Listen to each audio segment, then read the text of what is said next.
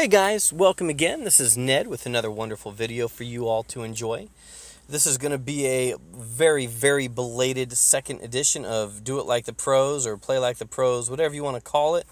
We're going to be watching this very last replay by Boston Boy and I have no clue how to say that. Whatever that is in Chinese. I think that's Chinese. I could be wrong. I don't always... I don't know. Anyways, it's going to be against that top one. The one we're going to be looking at is actually going to be the gentleman with the blueprint name. Again, the prerequisites for us watching this and learning from this are going to be lower level troops, which for this deck, I think you only need to be in Arena 5 or maybe 4, whichever one it is that gives you the balloons. And the whole goal of this is for us to learn how to use just regular decks efficiently and effectively, and do it with lower level troops, and then also how to deal with these high level troops. So obviously this Boston Boy had the archer or the princess, and also that elixir pump. And this right here is a very cool little tactic that I saw in dealing with a hog rider, and that's using that tombstone against that hog rider.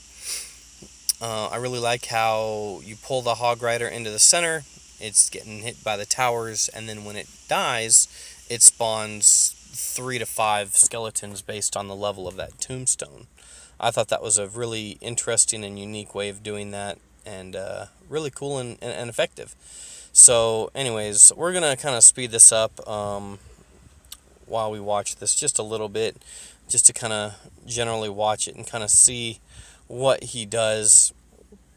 He counters the Archer Queen with the arrows, which to me has always been the most effective counter to the Archer Queen.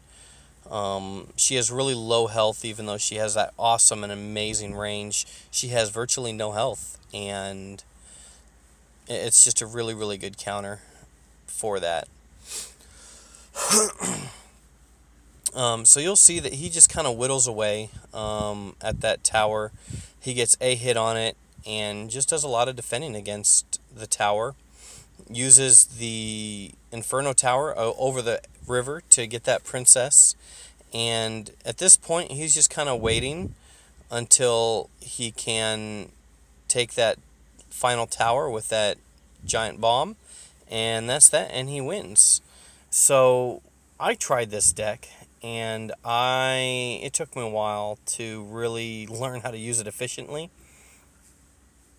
I will show you the deck that I normally use, and it is a very different strategy, and I'll explain to you the differences in that strategy. This is the deck I normally use, and as you can see, it's pretty offensive. The only thing that's very defensive about this deck is maybe the elixir pump and also the lightning spell, which can be used defensively, but I typically use them offensively. And then of course the arrows and the Valkyrie can kind of be used defensively along with the Prince and the Dark Prince. But for the most part, I'm using them offensively, forcing my opponent to react to me, and then going for those towers. And I try and split up the damage between the two towers. But that's not the point of this video, not to talk about what I normally do. The point of this video is to talk about this deck. So I had very varying degrees of success with this deck.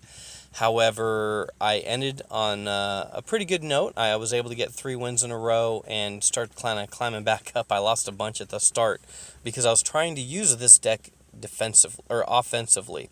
So the point of me saying I had mixed results wasn't to say that I don't think that this deck is viable or anything along those lines, but rather simply to tell you that you need to ensure that you're using this deck in the correct manner.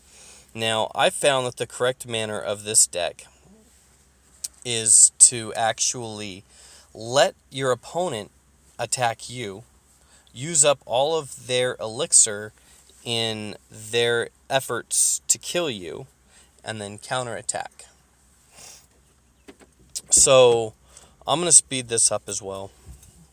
And I do use that giant bomb in an effort to dissuade the elixir pump, because we don't really like that elixir pump. The elixir pump lets them generate that elixir so that when they attack, they can have more follow-up troops, which I do not like. So I went ahead and took care of that. And in my counter push, I was able to get it down to almost half health. And then I was able to drop that balloon and get a turret. One thing I really like doing with that turret is with the balloon is to drop the the minion horde down in front of the balloon, and they would kind of soak up some damage and also take out a lot of the threats that naturally occur to the balloon. And it was pretty effective. One of the biggest detriments to this deck that I've noticed has actually been other turrets. It's kind of hard to get through those other turrets with this deck, simply because they really eat up the time that the balloon needs in order to get to the towers. But that was, again, one of the biggest issues that I had with this deck. And I think that I also could have two-crowned this guy by taking him out on that right side, but I didn't. I didn't really notice it, and again, that was just all from counter-pushing. It wasn't really what I was going for. The freeze is really good because you can use it offensively or defensively. One thing I've noticed is if you can't get to a tower, if you're trophy grinding, it's really, really good to, instead of pushing for it, just simply stop pushing and just defend. You don't want to lose trophies. You want to break even, so a draw is acceptable. A loss is not. So if you're really having a lot of trouble, then just kind of hunker down and just wait for that moment. Once they finish off those buildings, wait for a good freeze that you can perhaps use offensively, and then go for it. Once you kill him with your other troops, drop that balloon down, freeze the towers, and there's really not a whole lot that he can do. This one was kind of a difficult one for me as far as the tower was concerned, because he always had the Tesla popping up. And that was kind of difficult for me. So you see that as soon as I see that Tesla is down, I went ahead and dropped my balloon. Now here I messed up because my arrows missed that minion horde, which is not at all what you want. And he was able to really do some work on that tower, which really upset me. And like I said, I'd been kind of losing a lot with this deck, and I was just starting to learn how to really play it. And so I was really frustrated at this point, because I thought that I was going to end up, getting whooped up. Now, I used that freeze defensively. I froze the minion horde, which is a really, really bad, thing against this deck. That minion horde really, really wrecks the balloon. And so I was a little worried, but I was able to freeze them and then get them with the arrows. So again, this is where the elixir advantage comes in. You let them push against you, and then you take them out at the, on your counter push. And that's what I was not doing to start. I was doing all pushing, like I would normally do with my previous deck that I would normally use. So this is just a third one, and I'll show this one. When I had that balloon, I really liked doing a combo with the balloon first, kind of make them react to it. Sometimes when I used it, it seemed to be a really good strategy, and I'd get a lot of work done on that tower. That time they had a very good strategy against it. Kill the minion horde with those arrows, and then, he was able to use the fireball to kill it. Doesn't always happen. Oftentimes I did a really good job of going against it. This guy had a pretty good strategy that was pretty effective. And again, he did all of his pushing on that right side, got minimal damage down on my tower, and then I was able to drop my balloon, freeze them, and then pretty much take that tower first time. I went ahead and used my arrows on this just to take it, because I'm the kind of person where I'm going to be dumb and I'm going to forget at some point, or I'm going to really need those arrows later. So I just went ahead and took it. and then again started defending. I knew how he was going to defend this time, so I did a better job of defending with that Valkyrie. And again, I forgot, or I, was dumb about those arrows. Figured I'd be able to take him out with those minion horde, but I wasn't able to. And at this point, he gets a pretty good push going down with his giant and his hog rider, and he's able to take that tower.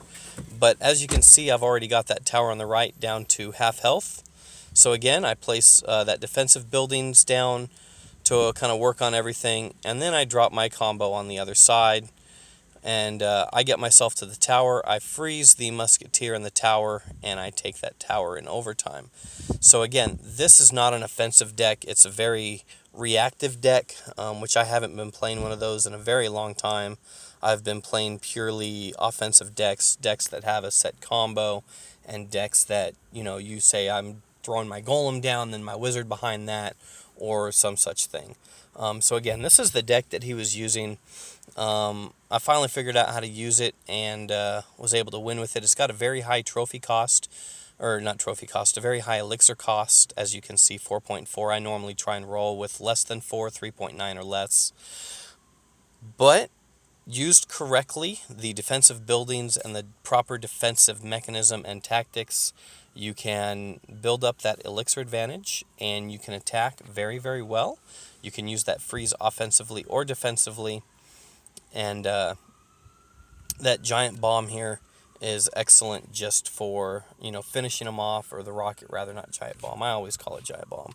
But you can use that very, very well just to finish off a tower if you need, or I used it a lot to hit elixir pumps, and also if they drop a P.E.K.K.A. or a golem and it's walking by their tower, I will time it so that it hits both of them, do a significant amount of damage to those big tanks, and also hit some damage on the tower. Anyway, so that was how I used it. I hope you find this interesting. I hope you find it useful.